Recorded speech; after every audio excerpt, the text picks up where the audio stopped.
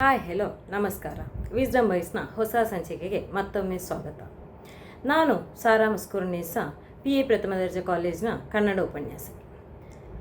ಇಂದಿನ ವಿಸ್ಡಮ್ ವಾಯ್ಸ್ನ ಸಂಚಿಕೆಯ ಹೆಸರೇ ದೇಶ ಸುತ್ತಿ ನೋಡು, ಕೋಶ ಓದಿ ನೋಡು.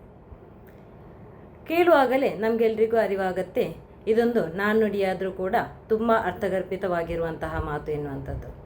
ಯಾವುದೇ ಒಬ್ಬ ವ್ಯಕ್ತಿ ತನ್ನನ್ನು ತಾನು ತಿದ್ಕೊಳ್ಬೇಕಿದ್ರೆ, ತನ್ನನ್ನು ತಾನು ಬದಲಾಯಿಸ್ಕೊಳ್ಬೇಕಿದ್ರೆ, ತನ್ನನ್ನು ತಾನು ಇನ್ನೊಬ್ಬರ ಜೊತೆಗೆ ಹೇಗೆ ಹೊಂದಾಣಿಕೆಯಿಂದ ನಡ್ಕೊಂಡು ಹೋಗಬೇಕು ಎನ್ನುವುದನ್ನು ಅರ್ಥೈಸ್ಕೊಳ್ಬೇಕಂತಿದ್ರೆ ಒಮ್ಮೆ ದೇಶವನ್ನು ಸುತ್ತಿ ನೋಡಬೇಕು, ಇಲ್ಲ ಕೋಶವನ್ನು ಓದಿ ನೋಡಬೇಕು.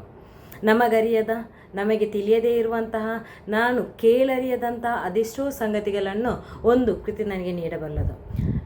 ಕಲಾಂರವರ ಮಾತಿನ ಪ್ರಕಾರ, ನಿನಗೆ ಒಬ್ಬ ಉತ್ತಮವಾದಂತಹ ಸ್ನೇಹಿತ ಬೇಕು ಅಂದರೆ ನೀನೊಂದು ಪುಸ್ತಕವನ್ನು ಕೈಯಲ್ಲಿ ಹಿಡ್ಕೊ. ಪುಸ್ತಕಕ್ಕಿಂತ ಉತ್ತಮವಾದಂತಹ ಗೆಳೆಯ ಜಗತ್ತಿನಲ್ಲೇ ಬೇರೊಬ್ಬನಿಲ್ಲ.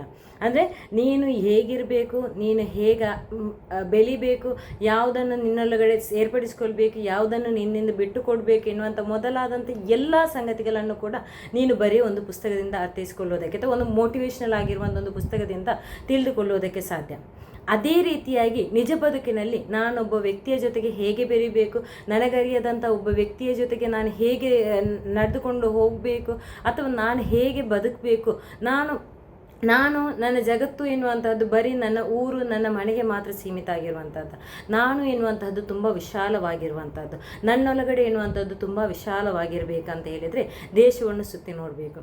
ನನಗರಿಯದೇ ಇರುವಂಥ ಆಹಾರ ಕ್ರಮಗಳಾಗಿರ್ಬೋದು, ನಾನು ಕಂಡು ಕೇಳರಿಯದಂತಹ ಸಂಪ್ರದಾಯಗಳಾಗಿರ್ಬೋದು, ನನಗೆ ತಿಳಿಯದೇ ಇರುವಂಥ ಅದೆಷ್ಟೋ ಸಾಂಸ್ಕೃತಿಕವಾದಂತಹ ವೈವಿಧ್ಯತೆಗಳಿರ್ಬೋದು, ಇವೆಲ್ಲವನ್ನು ಕೂಡ ನಾನು ಅರ್ಥೈಸ್ಕೋಬೇಕಂತಿದ್ದಾಗ ಒಂದು ದೇಶವನ್ನು ಅಥವಾ ಒಂದು ಊರಿನಿಂದ ಪರ ಊರಿನ ಕಡೆಗೆ ಹೋಗಬೇಕು. ಸಾಧಾರಣ ನಾವೇನು ಹೆಚ್ಚೇನು ಹೋಗಬೇಕಾಗಿಲ್ಲ. ಪ್ರತಿ ಒಂದು 30 ಕಿಲೋಮೀಟರ್ ಅಂತರದಲ್ಲಿ ಏನಾಗುತ್ತೆ ಅಂದರೆ ಒಂದು ಭಾಷೆಯಿಂದ ಇನ್ನೊಂದು ಭಾಷೆ, ಸೇಮ್ ಭಾಷೆ ಹೇಳೋದಕ್ಕೆ ಈಗ ಸೇಮ್ ಭಾಷೆ ಇರ್ಬೋದು, ಆದರೆ ಭಾಷೆಯಲ್ಲಿ ಏನಾಗುತ್ತೆ ವ್ಯತ್ಯಾಸಗಳನ್ನು ಕಾಣೋದಕ್ಕೆ ಸಾಧ್ಯ ಆಗುತ್ತೆ.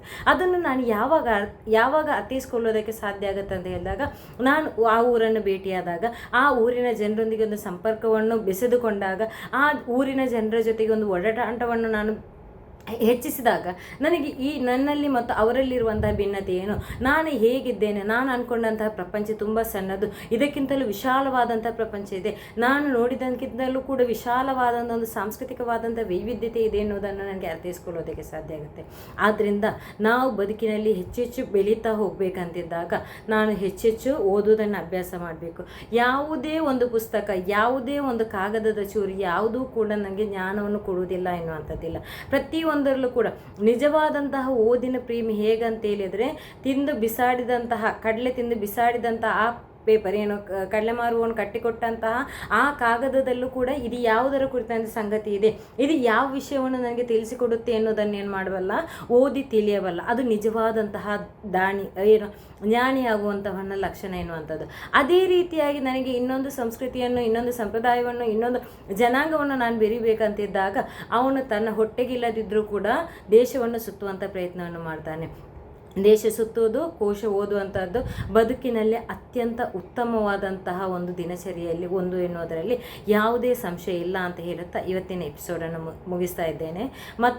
ಇನ್ನೊಮ್ಮೆ ಭೇಟಿಯಾಗೋಣ. ಧನ್ಯವಾದ.